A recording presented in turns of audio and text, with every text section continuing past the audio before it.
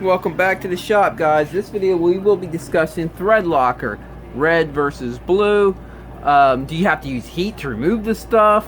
When you should use each, as well as assembly lube, when you should use it, when you shouldn't, as well as some general nuts and bolts stuff on the bike. We'll be talking about that too. So nuts and bolts, Threadlocker, and assembly lube. That's what this video is going to be all about. Let's get started. In the comment section on a lot of my videos, I have a lot of people that comment when I use the red Threadlocker. That's the Loctite stuff right there, which I don't use anymore. I still have a bottle floating around, but I have since moved to stuck nuts because I've heard that this company is known to try to shut down riding areas for people in like Colorado or whatever. But that's beside the point. Anyway, these two are pretty much the same product. I get a lot of comments in my video about the red Threadlocker that I'm gonna have to use heat to remove it. It's gonna wear out the threads on the aluminum.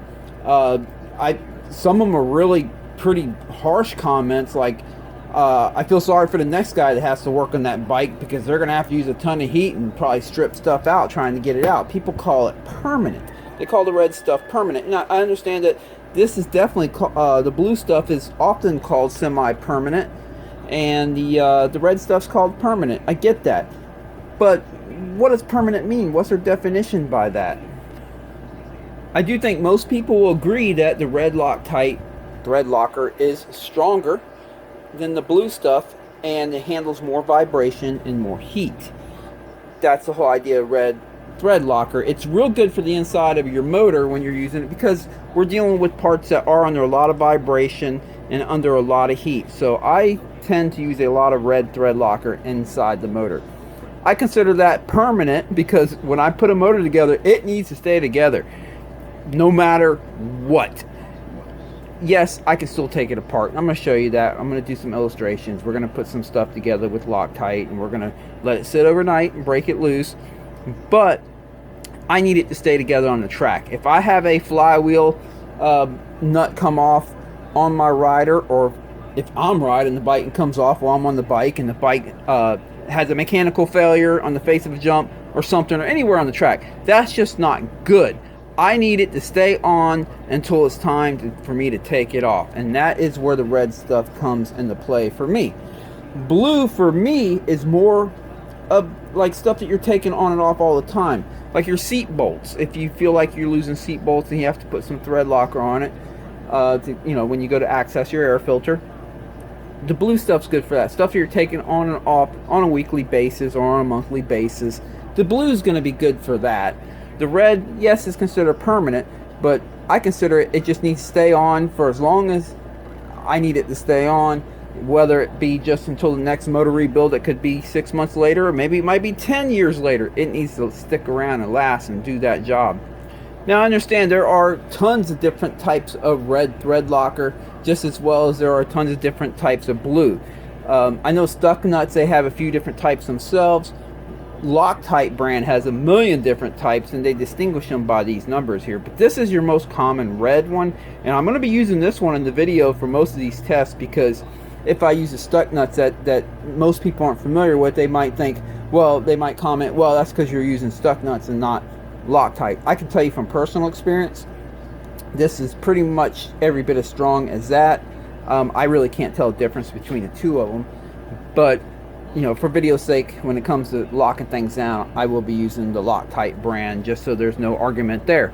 There are a ton of different types of red. They have some red that handle even higher temperatures, some that are not as permanent. They have a more semi-permanent, blah, blah, blah. But this is your most common one you're going to find when you walk in an auto parts store. The 271 is the most common red. But before we get into putting on a whole bunch of nuts and bolts, let me talk about blue and get that out of the way, and then we won't have to talk about blue anymore. I personally find blue to be good for stuff like your radiator shrouds, where they bolt into the plastic gas tanks. You know the little inserts in the tank, that the threaded inserts that these bolts bolt into? Have you ever had one when you went to loosen it up and the whole insert started spinning inside the tank, and it pretty much just damaged your tank? That's where blue comes in. It doesn't lock on too tight. It's going to be less likely that something like that happens. It's also good for stuff like swing arm. I mean your chain slider here, where you have an Allen that's small, or some of the older bikes used to use a Phillips. If you use red Loctite on it, it could be difficult to loosen it up. You might end up stripping out your Phillips, or you might end up stripping out your little tiny Allen, because these things are usually pretty small. So the blue's good for stuff like that, where you need it to hold, but you don't need it to hold on for dear life. And it's not under a high heat environment or a high vibration environment. Well, this bike don't have a seat bolt like that, but like the seat bolts right here, if you have a problem with losing the bolts to your seat and you want to make sure that doesn't happen during the next race or whatever, blue Loctite is Threadlocker is good for stuff like that. So that's where I see the blue stuff good for. Let me think. I gotta be honest, when it comes to front brakes here, I do prefer to use the red. That's one thing I don't want to lose, so I use the red for this. I also use the red for the sprocket hardware here. Again, this is stuff that I just really needed to hang on for dear life, you know, that it's real important. Anything that I feel like is really important, I can't lose it, I'm going to use the red on it. Anything that, if I lost it, it's not going to be really the end of the world. If I lose this bolt here, it's not going to be the end of the world. It's not going to cause a crash or anything, and I'll be able to finish whatever race or ride I'm in. If I lost this bolt, no big deal. Heck, if I lost this bolt, it's really not a big deal. That kind of stuff, blue's okay. But if I lost a rotor nut bolt, that's not going to be good. As the wheel's spinning, it can get caught up. Especially on the rear, can get caught up on the swing arms. You just don't want to lose these. I use red for that. If I lose one of these, that's not good. I use red for that stuff. Anything that's critical, that it really needs to hang on there, it's getting red. In my world, that's what's happening. And like I mentioned earlier, anything inside that motor, it's getting red. It's not getting blue. High heat, high vibration, I'm not taking that chance. In all my, almost 30 years now of doing this, I have never seen red Threadlocker lock a bolt down so tight that it required heat to remove it because of the Threadlocker. Yeah, I've had to apply heat to bolts or nuts because they were just overly torque tight. Sometimes there was thread lock on them, sometimes there wasn't, sometimes they were rusted, whatever. But I don't feel I ever had to because of the Threadlocker itself, and I know that because of my personal bikes. The way I use it on my personal bikes, I never have to use heat to remove a nut or bolt. It just doesn't really happen. There was one time that on a Honda CR450, the crank main bolt, I had to use heat to try to get it out, and even then it wouldn't come out. I eventually had to pretty much cut it out. I think I still got it here. No, I don't have the bolt, but I have the washer. It was underneath it. I kept it because when I was done, it kind of made a Star of David, and that was pretty cool. I had to actually cut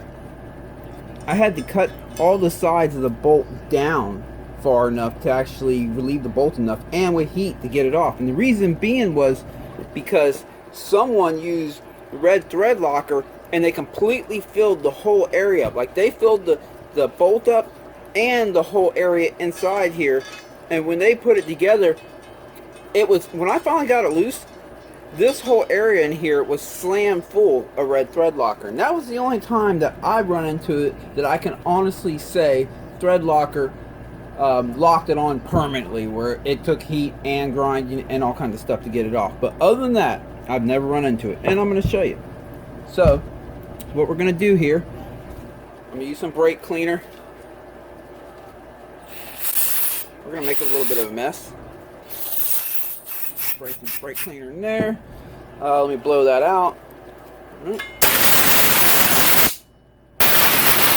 Knocking everything over here. Because the idea here is to use it properly. That's the thing. In my opinion, the blue stuff is kind of idiot proof. You can put as much blue on there as you want. But the red, you have to know... Oh, wrong bottom. I want to use this. You have to know how to use it. If you fill up this whole area, like I just mentioned, it's not good. Just a straight line is all you got to do. That's it. Straight line. And I actually put more than I typically would there, just for video's sake, just so there's no argument. I put more than I typically would. I usually put even a thinner straight line than that. You'll hear me say in all my videos, a dab will do. In all reality, I'm even going to put some more on it. In all reality, this is really all you need. That right there, a dab. A dab will do. That's honestly, that's it. But that's a lot, right? So we're going to see if this gets permanently locked on. Let's see. We're going to put it on. We're going to leave it on overnight. Let me get my impact here. We'll lock it in. Not going to use a torque wrench because this I'm not going to strap this in a vise and all that. But I'll start on setting number 1 on my trusty earthquake impact here. Then I'll put it on setting number 2. We're going to lock it down pretty dang good. Alright, I'm going to hit it with setting number 3, a couple wraps. Don't want to strip it. Want it on pretty tight. There we go. And trust me, that number 3 thing puts down some torque. I can take lug nuts off of cars on number 3.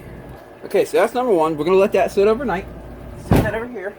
I'll move on to this one. Ow! Ow! Crushed my finger there. Okay. Where's my brake cleaner? Same thing, clean thread. And right here too.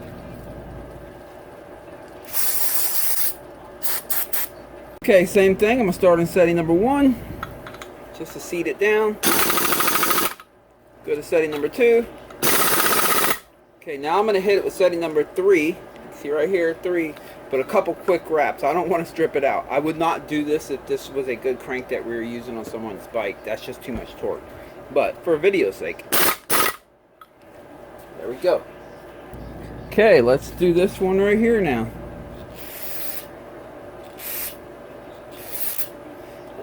Then after this, what I'm going to do a little bit later in the video is I'm going to take off some bolts off of my wife's bike because that bike has almost 350 hours. A lot of hours in my hand using red Threadlocker.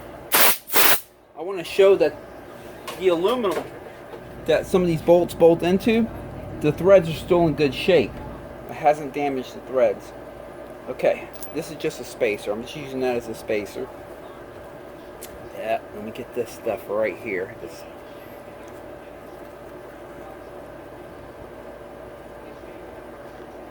straight line, that's all you got to do. Again, dab will do, and you can even do less than that. Literally a dab. When it comes, I'll show you in a minute. When it comes to the smaller stuff, I do only use a dab.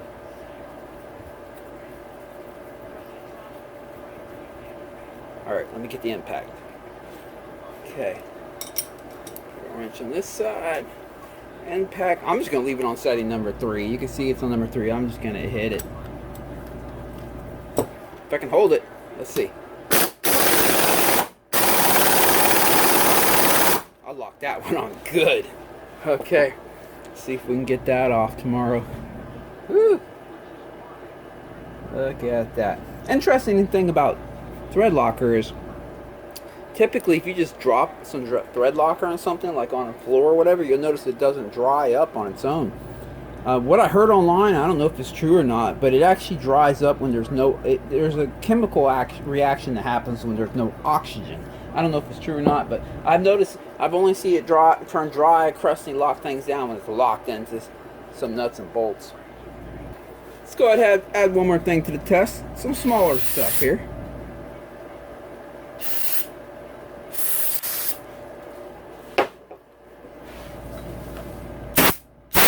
And yes, on my personal bikes, when I bolt on any brake components, it does get the red stuff. Again, I just don't want to take the chance with the blue stuff. Blue stuff will probably be fine.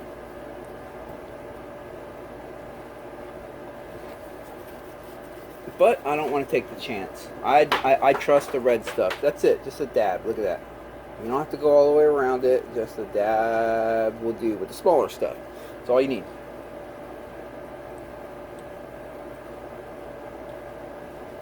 Going to torque these down by hand, and we'll let all this stuff sit overnight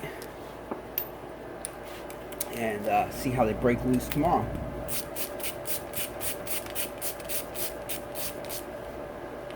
Get this one tightened down first.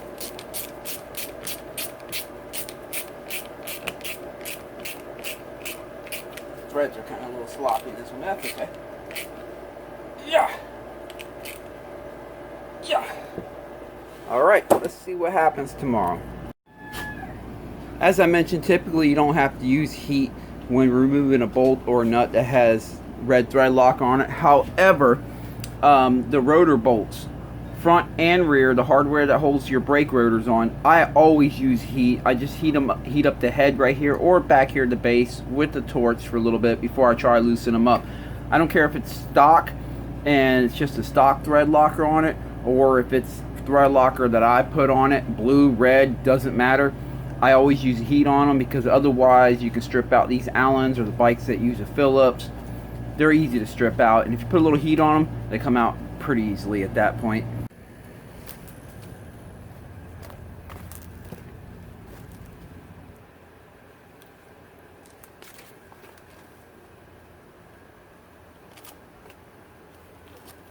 Beavis,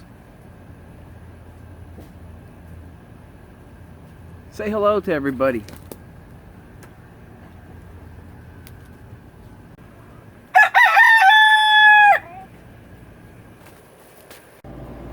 Okay, it's the next day. Time to see if we can break these loose without heat. But before we do that, let's talk a little bit about the hardware on the bike.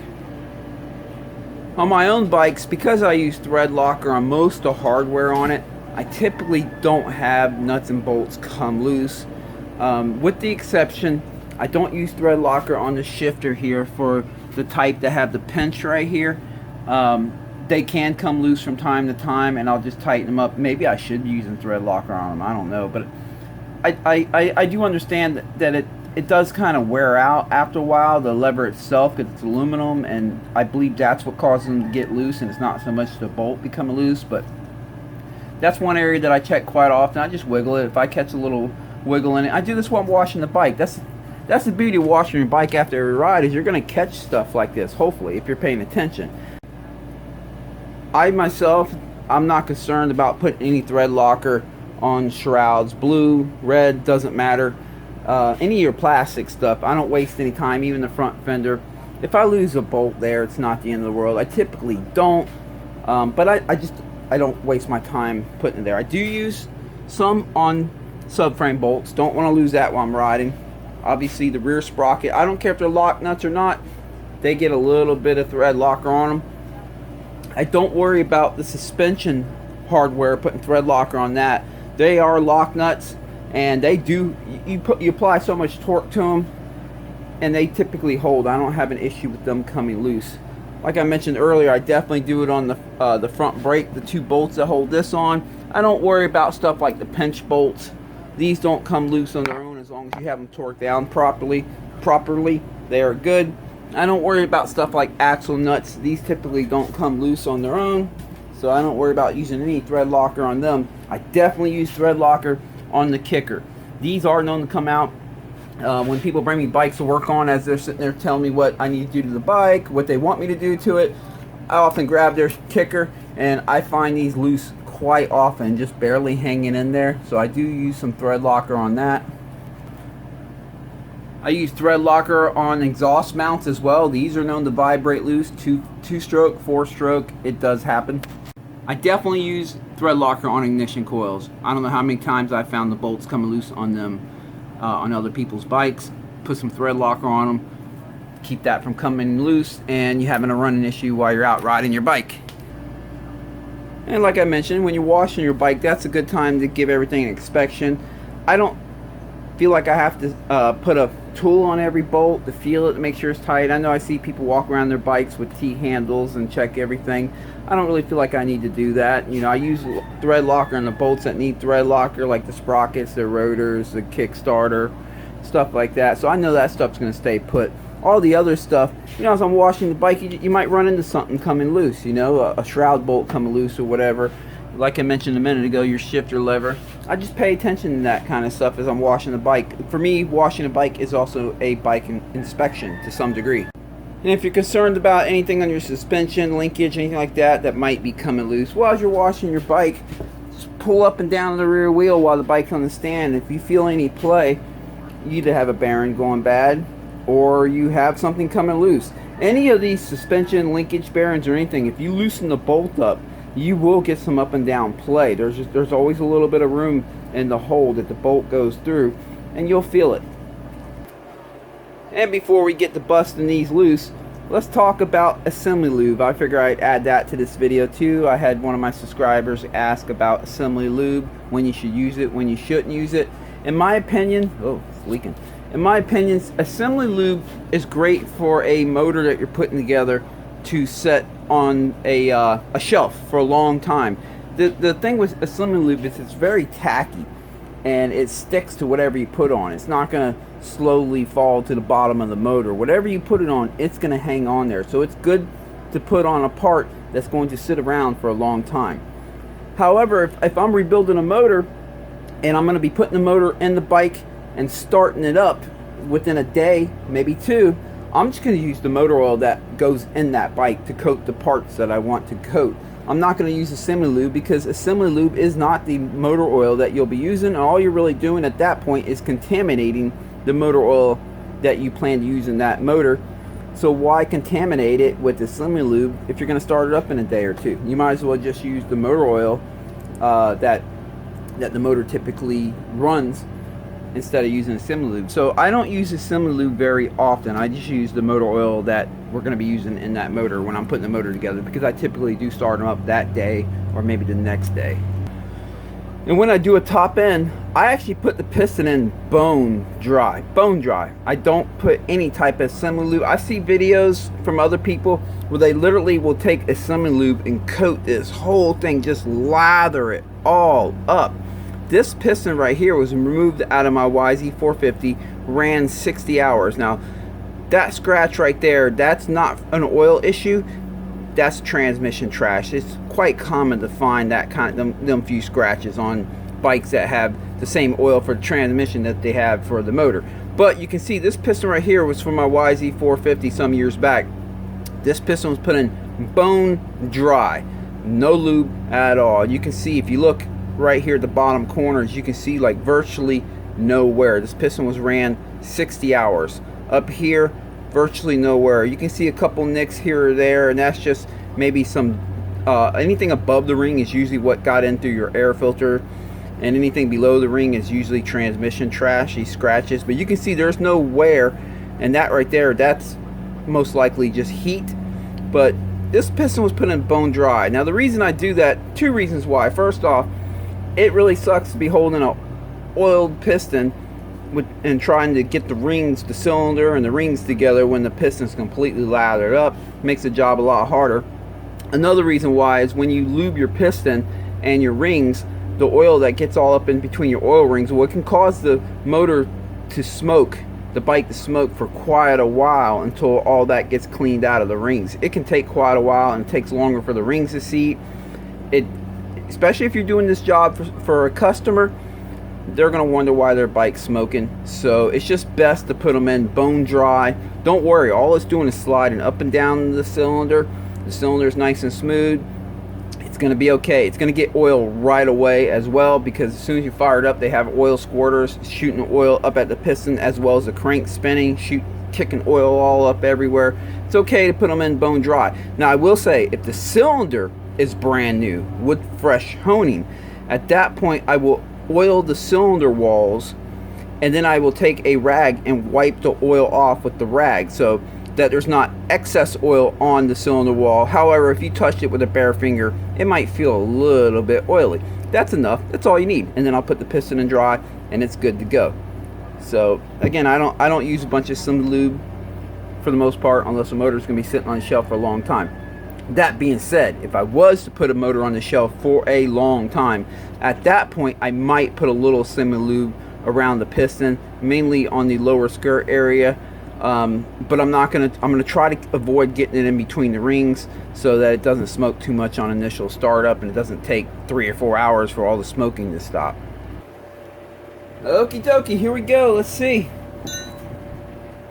if we can break these loose without heat. Now I'm going to use the same tool that I put them on with to take them off with. I will say end packs typically apply more power on what do you call it, lefty loosey, than they do righty tighty. They are designed to put more torque out when you're loosening a bolt than you are when you are fastening a bolt. That's just how most impacts are set up. That being said, we'll start on setting number 1 for each one of these. That's the lightest setting. This impact has 3 settings, so let's just see. Remember, I used setting number 3. I gave it a couple wraps to get this one on. This is, well, let's just see. We're going to start with setting number 1 here.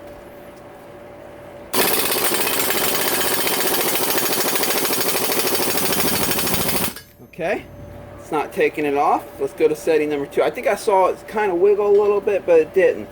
Let's go to setting number 2, see what happens. There it is, no heat. You can see it's still a little wet right here. It sat overnight, so, but that wasn't in the threads. But you can see up in here where it was in the threads, it was already dried up. If you look up in there, you can see.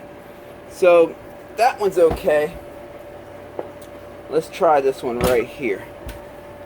Gonna go to setting number 1 because, like I mentioned, Threadlocker doesn't seem to dry up unless there's no oxygen, unless it's locked between the two metal surfaces. So this thread right here wasn't in the threaded area. That's why that's still wet. That's just how Threadlocker is. But where you can see that it's dry up here, that was up in the threads. Okay, let's try this one out. Gonna start on setting number 1.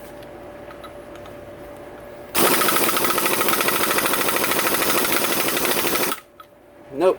Remember, I did wrap this on setting number 3 a couple times as well. We're on setting number 2 now. Again, these apply more torque on loosening than they do on fastening. And there we go. Same thing here. You can see it was dry up here where it was locking the threads. It might still be a little bit wet down here where there was a void spot where the threads didn't quite, it wasn't locked in between two pieces of metal. But you can see it's come off with no heat, no problem. And it didn't damage any threads or anything. If we had to put it on, we could just clean the Loctite off. See, we can just, I'm actually able to hand twist this right back on without even cleaning the threads. But typically you'd want to clean the threads with the wire brush and get all that stuff out of there. This one I really cranked on. If you remember, I used the setting number 3 and I hammered on it for a while. So we're going to start with setting number 1.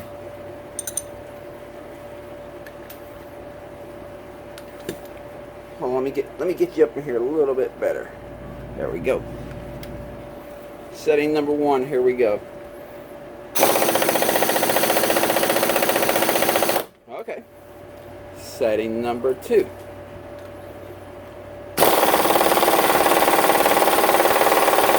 Okay. Setting number 3.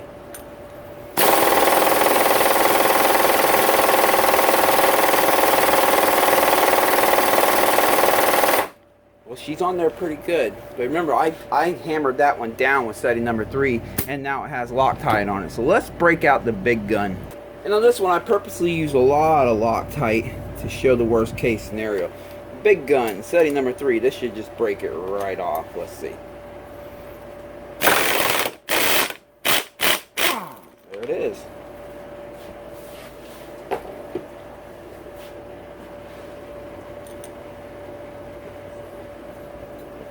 Again, you can see where it's dry. That's just the Threadlocker right there. But you can see where it's dry. It might still be a little bit wet right here where it was underneath this nut, or between this nut and this bolt. That's just how the Threadlocker is. It only seems to dry up when it's in between the threads and not in the open void. But as you can see, it hasn't damaged the threads on it any. We were able to get it off without heat. It didn't strip out the bolt or nothing. So we're all good. Little wife's bike here, 336 hours, and this bike has been in our hands since pretty much new. I have always used Threadlock on it. You can see right up in there the hour meter, 338 actually. I've always used Threadlocker on everything on this bike. With this many hours, I can't tell you how many times I've had this front rotor off and on, and I've always used red Threadlocker on it. So let's go ahead and remove it real quick.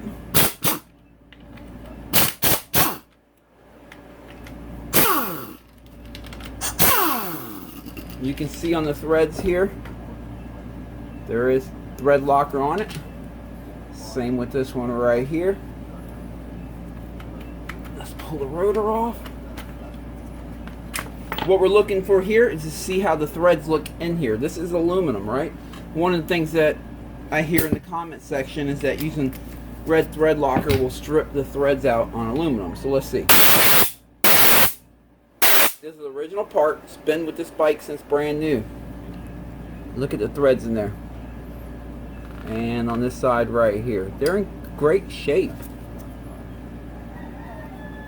All the way through and through. No damage done whatsoever. This bike's about due for some brake pads. Not that they're really worn, but they're original actually. She needs to start using that front brake better. I'm gonna have to get some more Threadlocker to put that on. I'll do that off camera a little bit later. Oh, almost forgot this one right here with the two little 8mm in there. Let's see, and I'm gonna do this one by hand if I can. If I can hold it. There we go. And that's just red Threadlocker. Now, one of the beauties of Threadlocker is if your bolt became loose, the Threadlocker will cause it to have friction all the way out. It's not, you know how typically you loosen a bolt up, once it's loose you can just grab it by hand just with your finger here and just twist it out the rest of the way. Not when Threadlocker's on it. You will have to fight it all the way out. And that's really good because if it did come loose, it's just not going to fall out. It's going to give a fighting chance all the way to the end. Let's see if we can get this one. Yes, we can. Let me pull it all the way out and we're going to look at the threads.